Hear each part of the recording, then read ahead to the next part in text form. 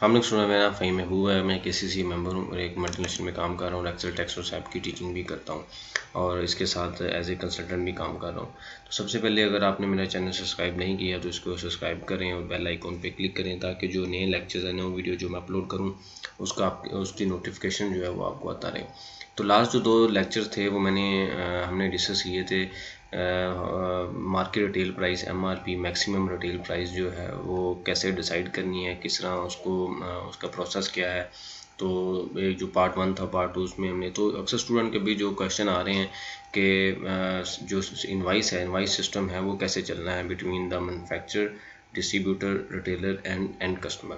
तो आज के इस लेक्चर में हम देखेंगे कि इनवाइस मैन्युफैक्चरर ने इनवाइस कैसे करनी है, डिस्ट्रीब्यूटर ने इनवाइस कैसे रिसीव करनी है और उसके बाद आगे उसने रिटेलर को कैसे करनी है और रिटेलर ने आगे जो कस्टमर है उसको कैसे इनवाइस करनी है। तो आइए हम उसको एक एग्जांपल के थ्रू समझते हैं। तो ये मेरे पास एक फॉर्मेट है सेल टैक्स इनवाइस का। तो इसमें अगर हम देखें तो ये जो ऊपर सारे पार्टिकुलर्स आ रहे हैं वो एज़ पर जो लॉ मेंशन है कि मतलब कि सेल टैक्स इनवाइस जब आपने देनी है तो उसके अंदर क्या क्या चीज़ें होनी चाहिए, जिस तरह के इनवाइस नंबर है, मैन्युफैक्चरर का एनटीएन होना चाहिए, STR होना, सारी चीज़ें एज़ पर लॉ। ये ऊपर वाला जो पोर्शन है। उसके बाद अगला पोर्शन है कि अगर एक आपके पास लेट से एक यूनिट है, फॉर एग्जांपल एक AC का एक मॉडल है और उस मॉडल की जो प्राइस है वो है जो मार्केट के अंदर रिटेल प्राइस है, यानी कि वैल्यू एक्सक्लूडिंग सेल टैक्स और इंक्लूडिंग सेल टैक्स जो वैल्यू है वो फॉर एग्जांपल 82,000 है। तो ये जो वैल्यू है ये आपने यानी कि 82,000, ये 3 चीज़ें जो हैं ये बॉक्स के ऊपर प्रिंटेड होंगी। Value without tax, value with tax और value including tax sale tax, ये 3 चीज़ें बॉक्स के अंदर प्रिंटेड होंगी। तो जब मैन्युफैक्चरर ने इनवाइस करनी है डिस्ट्रीब्यूटर को, तो फॉर एग्जांपल मैन्युफैक्चरर की कॉस्ट जो है, कॉस्ट ऑफ प्रोडक्ट है 50,000 और उसकी जो वैल्यू विदाउट टैक्स है वो है 7,085। तो इन दोनों का जो मार्जिन है वो क्या है, प्रॉफिट। इन दोनों को अगर हम देखें तो ये दोनों का मार्जिन प्रॉफिट है।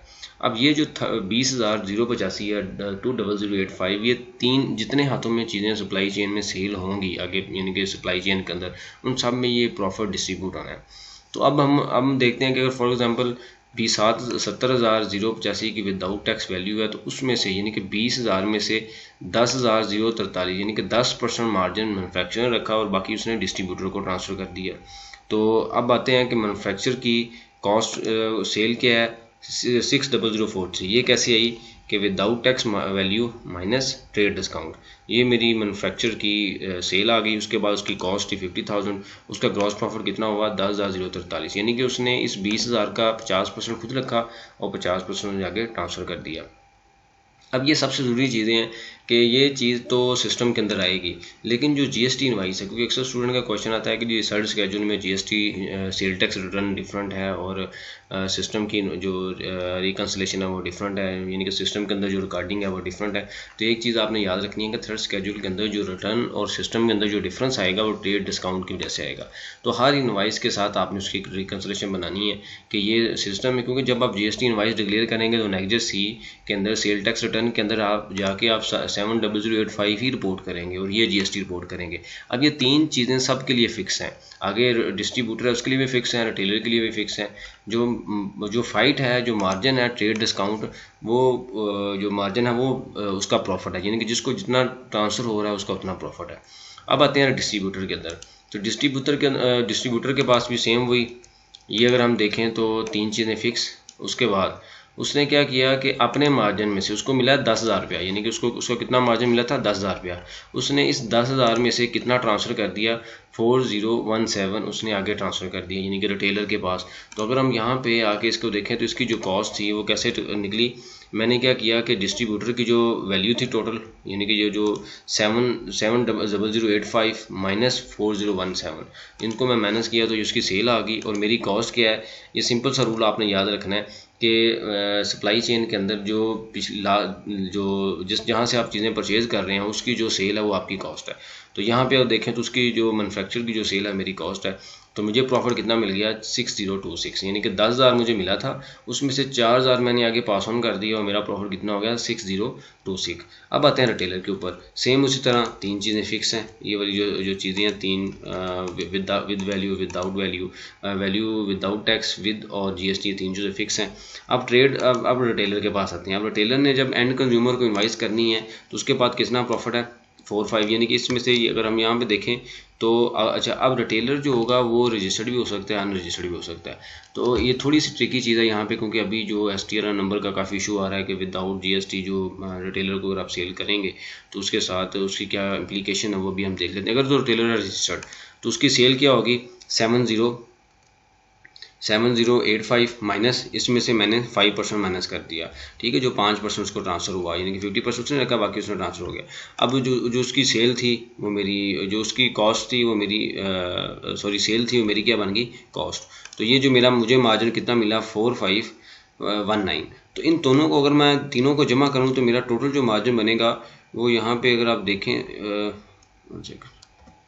अच्छा, अब हम आते हैं इसी तरह रिटेलर के ऊपर। तो अगर तो रिटेलर रजिस्टर्ड है तो उसने क्या करना है कि उसने 700858 किस तरह आया कि जो उसकी वैल्यू थी, सेल वैल्यू डिस्ट्रीब्यूटर की थी, यानी कि 666068, उसके अंदर मैंने क्या किया कि जो 10,043 था इसका 40% उसने मुझे ट्रांसफ़र किया है और 60% उसने खुद रिटेन किया है, तो वो मेरी सेल बन गई। अब 40-60 किस तरह आया कि यहाँ पे अगर हम क्लिक करें तो 6026 उसने रिटेन किया, उसको मैंने डिवाइड किया टोटल मार्जिन में से, तो मेरा 40% मार्जिन ये आ गया।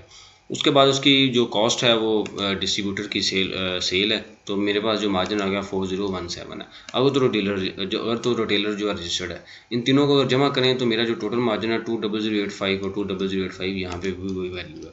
उसके बाद आता है अनरजिस्टर्ड टेलर। अनरजिस्टर्ड टेलर में जो बॉक्स, जब उसके पास चीज़ पहुंचेगी तो उसके पास जो AC का बॉक्स है उसके ऊपर प्राइस कितनी प्रिंटेड होगी 82,000, और उसकी कॉस्ट कैसे निकलेगी, ये उसकी कॉस्ट आ गई कि उसकी जो वैल्यू है टोटल, यानी कि इसके अंदर मैंने GST ऐड कर लिया। अब ये जो एंड वाला कॉन्सेप्ट ये थोड़ा सा डिफरेंट है कि जो डिस्ट्रीब्यूटर ने उसको, डिस्ट्रीब्यूटर की जो सेल थी प्लस जो उसने GST ऐड कर लिया, तो उसका जो मार्जिन है वो भी 4017 निकलेगा। तो थोड़ा सा यहाँ पे डिफरेंस है। वो क्या डिफरेंस है कि अनरिटेलर जो है उसका जो उसकी सेल डिफरेंट होगी और अनरजिस्टर्ड जो रिटेलर है उसकी सेल डिफरेंट होगी। रजिस्टर्ड की सेल प्रॉफिट मार्जिन दोनों का सेम है, लेकिन उसकी सेल की जो रिकन्सलेशन है वो डिफरेंट होगी। लेकिन अब क्वेश्चन ये आता है कि जो अगर तो रिटेलर डिस्ट्रीब्यूटर से परचेज कर रहा है, जो डिस्ट्रीब्यूटर STR जिसका, यानी कि जिसका सेल टैक्स नंबर है, तो वो रिटेलर का CNSE नंबर भी लेगा, तो जिसकी वजह से उसको अगर अगला जो एक लेक्चर मैंने लास्ट टाइम जो हमने डिस्कस किया था कि दो टाइप के रिटेलर हैं, टायर 1 है, टायर 2 है।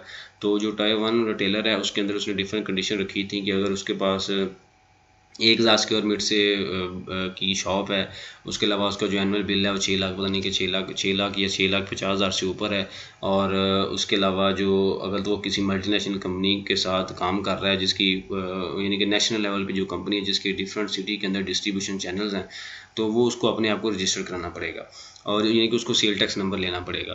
तो अब अगर क्वेश्चन ये आता है कि अगर तो जहाँ से आप चीज़ें परचेज कर रहे हैं वो नेशनल लेवल पे उनके डिफरेंट सिटीज़ में सेटअप हैं और पूरे पाकिस्तान में सप्लाई दे रहे हैं या किसी एक प्रोविंस में दे रहे हैं लेकिन डिफरेंट सिटी में दे रहे हैं, तो फिर जो रिटेलर है उसको रजिस्टर होना पड़ेगा।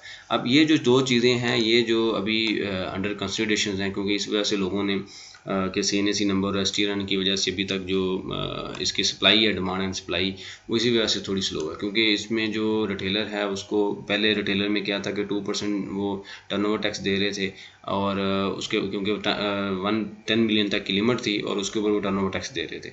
अब उसने वो लिमिट ख़त्म कर दी। उसने कहा कि अगर जो एनुअल टर्नओवर है वो 3 मिलियन तक किसी भी सर्विसेज का, यानी कि डिफरेंट सर्विस या सप्लाई को ऐड करके अगर रिटेलर का जो टर्नओवर 3 मिलियन से ऊपर निकलता है तो वो टायर 2 रिटेलर में नहीं आएगा। तो ये अब क्वेश्चन है, इसमें भी चूँकि अभी क्लियर रूल नहीं आया, लेकिन अभी तक जो रूल आए हैं उसके मुताबिक यही डिसाइड हुआ है कि जो STR नंबर होल्डर, यानी कि अगर कोई रिटेलर उस कंपनी से चीज़ें परचेज कर रहा है जिसका GST नंबर है, सेल टैक्स नंबर है, तो उसने अपना CNSE नंबर भी देना है। तो अब आते हैं जी डिस्ट्रीब्यूटर के अंदर, उसने वही किया, वो डिस्काउंट दिया।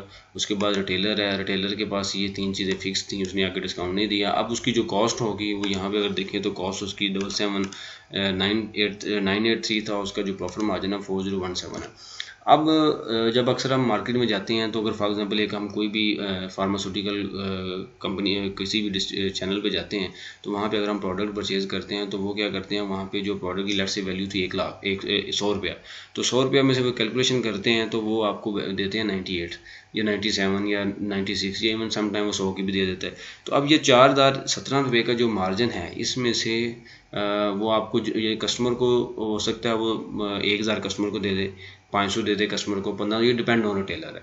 यानी कि उसने अपने मार्जिन से कस्टमर को ट्रांसफ़र करना है। फॉर एग्जांपल 3 शॉप है, तीनों शॉपों पे सेम रेट है, सेम प्रिंटेड प्राइस है, तो एक शॉप वाला हो सकता है आपको 81,500 में दे दे, एक हो सकता है 81 में दे दे और एक हो सकता है 80,000 में दे। तो जो भी वो डिस्काउंट देंगे वो अपने मार्जिन में से कम करेंगे। तो ये छोटी सी एग्जांपल थी कि मैन्युफैक्चरर से डिस्ट्रीब्यूटर तक कैसे चीज़ें ट्रांसफ़र होनी है। तो जो कंक्लूजन इस वीडियो की छोटी सी वीडियो की कंक्लूजन ये है कि जीएसटी तीनों के लिए फ़िक्स है, सेल टैक्स रिटर्न के अंदर तीनों के लिए वैल्यू सेम है, यानी कि सब के लिए ये वैल्यू होगी। इसकी अगर इसने एनेक्चर सी में अपना रिटर्न में सेल दिखाई है तो ये उसका जीएसटी है और डिस्ट्रीब्यूटर के लिए वो इनपुट है, इसका आउटपुट है और डिस्ट्रीब्यूटर के लिए इनपुट है। इसी तरह रिटेलर अगर रजिस्टर्ड है तो उसका क्या है, इनपुट है। तो सब के लिए चीज़ें सेम है। जो रिकन्सिलेशन बनेगी वो अकाउंट्स के अंदर, सॉफ्टवेयर के अंदर बनेगी और डिफरेंस किस वजह से आएगा, ट्रेड डिस्काउंट की वजह से। तो इसलिए आपने इनवाइस के साथ साथ एक जो प्रॉपर लेक्चर्स में मैंने आपको बताया होगा कि इनवाइस के साथ हमने कैसे मेंटेन करना है कि ये सेल टैक्स, इसकी रिकन्सिलेशन कैसे बननी है कि एक पूरी इनवाइस लिखनी है और एंड पे ट्रेड डिस्काउंट मेंशन कर देना है, तो इसकी रिकन्सिलेशन बनती जाएगी। यानी कि साल के एंड पे जब आपको कभी भी आपको आपने अपनी एनुअल रिटर्न फाइल करनी है या आपको कभी भी नोटिस आता है कि आप थर्ड स्केड्यूल, क्योंकि थर्ड स्केड्यूल के जो आइटम है इसमें अक्सर नोटिस आते रहते हैं, तो इसलिए आपने साथ साथ इसको रिकन्साइल रखना है। तो अगर आपने प्रॉपर क्लासेस लेनी है तो मुझे आप इस नंबर पे, जो नंबर वहाँ पे मेंशन है उसमें व्हाट्सएप कर सकते हैं और या ईमेल कर सकते हैं अपना फर्दर डिटेल। और लास्टली अगर आपने चैनल को सब्सक्राइब नहीं किया तो इसको लाजमी सब्सक्राइब करें और बेल आइकॉन पे क्लिक करें ताकि जो नए लेक्चर्स हैं, जो नई वीडियोज़ हैं, वो आपको उसके नोटिफिकेशन मिलते रहें और हो सके तो इसको आगे शेयर भी करें। Thank you very much.